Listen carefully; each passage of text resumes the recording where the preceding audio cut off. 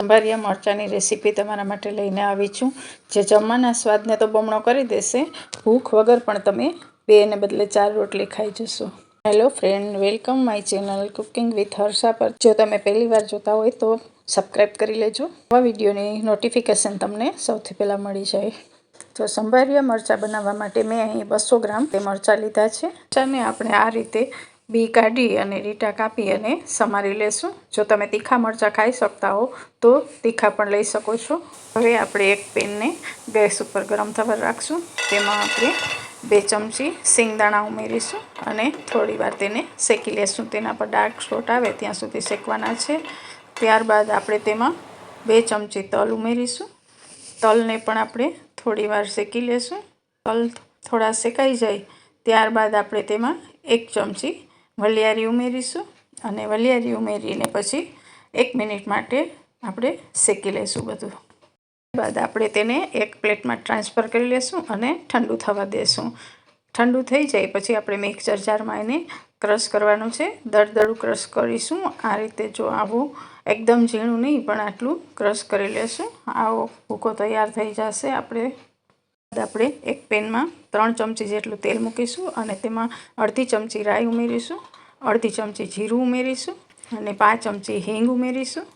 પછી તેમાં આપણે સમારેલા મરચાં છે તે ઉમેરી દઈશું અને થોડી વાર આ રીતે ચલાવી લેશું અને ત્યારબાદ આપણે મરચાંના ભાગનું અડધી ચમચી જેટલું નિમક ઉમેરીશું. મરચાંને આપણે થોડી વાર સાતળવાના છે. 50% જેવા સતળાઈ જાય ત્યાં સુધી આપણે આ રીતે ચલાવી અને સાતળી લેશું. રેસીપી તમને જરા પણ પસંદ આવી હોય તો પ્લીઝ એક લાઈક જરૂરથી કરશો, જેથી મને પણ નવા વિડીયો બનાવવા માટે પ્રોત્સાહન મળે. ત્યારબાદ હવે આપણે તેમાં તલ, વલિયારી અને બીનો જે ક્રશ કરીને રાખેલો છે પાવડર તે ઉમેરી દઈશું અને સાથે થોડા મસાલા પણ કરીશું.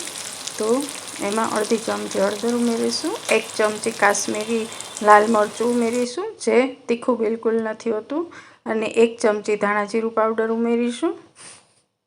1 ચમચી જેટલો લીંબુનો રસ ઉમેરીશું. જો આમચૂર પાવડર હોય તો તમે એ પણ ઉમેરી શકો છો, ન હોય તો આંબલીનો પલ્પ અથવા લીંબુનો રસ ગમે તે ઉમેરી શકો છો. અને જો ફ્રેન્ડ્સ ખાટા મીઠા મરચાં તમને પસંદ હોય તો તમે આ જગ્યાએ 1 ચમચી સાથે ખાંડ પણ ઉમેરી શકો છો. હવે આપણે આમાં મસાલાના ભાગનું થોડું નિમક ઉમેરીશું અને ફરી તેને 1-2 મિનિટ માટે સાતળી લેશું. પહેલાં પણ આપણે નિમક ઉમેરેલું છે એટલે અત્યારે આપણે થોડું મસાલા જેટલું જ નિમક ઉમેરવાનું છે અને 2 મિનિટ સાતળ્યા પછી આપણા મરચાં એકદમ સરસ તૈયાર થઈ ગયા છે.